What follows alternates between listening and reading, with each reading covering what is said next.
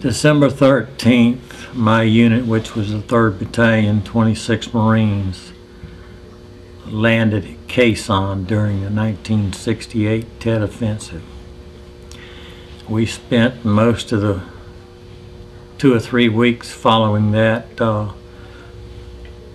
building bunkers, digging trenches, putting in concertina wire in the north on the Ho Chi Minh Trail, and there was like 70,000 NVA that were moving in our direction, and our job was to be a blocking force for these NVA troops that were moving down. That night the NVA decided to hold a party for us. From the 20th on, we were shelled day and night, every day. When it wasn't raining, the heat was around 125, 30 degrees. You stayed soaking wet all the time, if not from rain, but from sweat. There were times that we couldn't get resupplies in, that we were drinking one B3 can of water between 2 men. We were sharing one sea ration meal between 2 men. But yet we held together as a unit, and each one supported the other. We controlled the hills, some of the hills around the base, which was 881 South, 861, 861 Alpha, 1015, 950, and 471.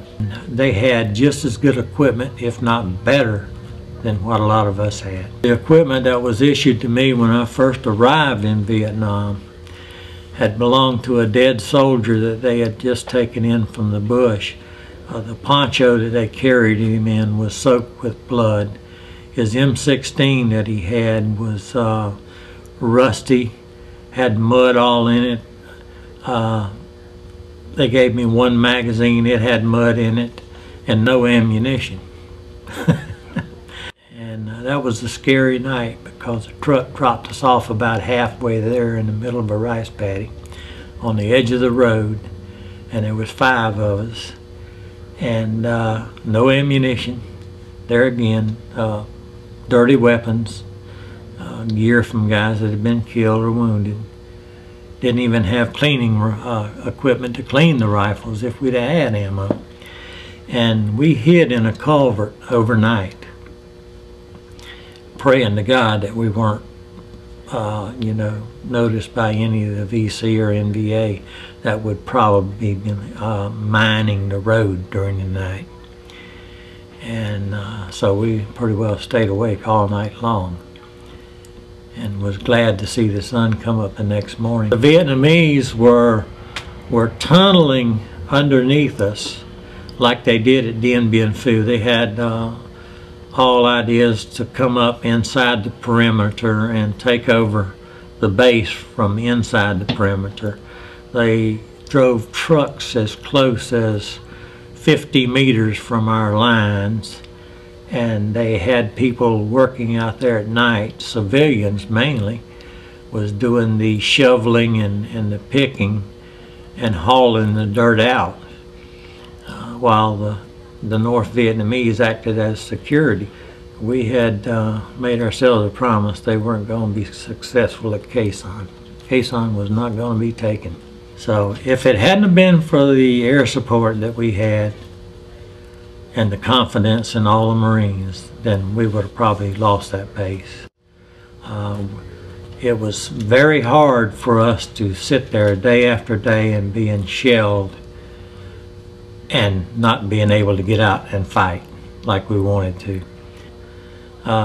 We did break out right after the 77-day siege, and we took Hill 881 North, and when we went over the top, the guys just went nuts. They were bayoneting soldiers that were wounded, and they couldn't be stopped. It was just a killing frenzy.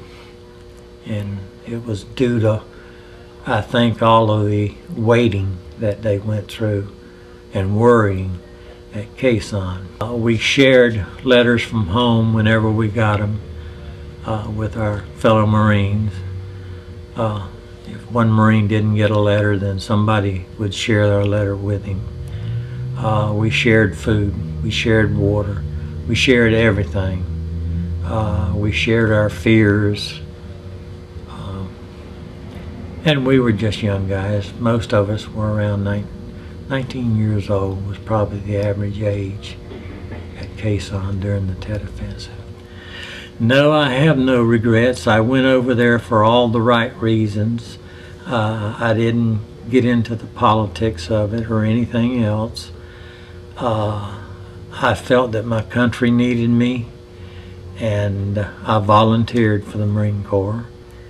And luckily I came back in pretty good shape.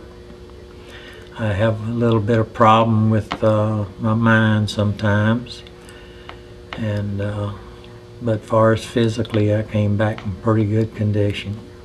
I would love to be able to go back, but it's a matter of personal things that are going on in my life right now that I can't leave. But one day I hope, maybe if I live long enough, to go back to Khe Sanh. From what I understand, where the battle was fought, they have paved highways going to it now.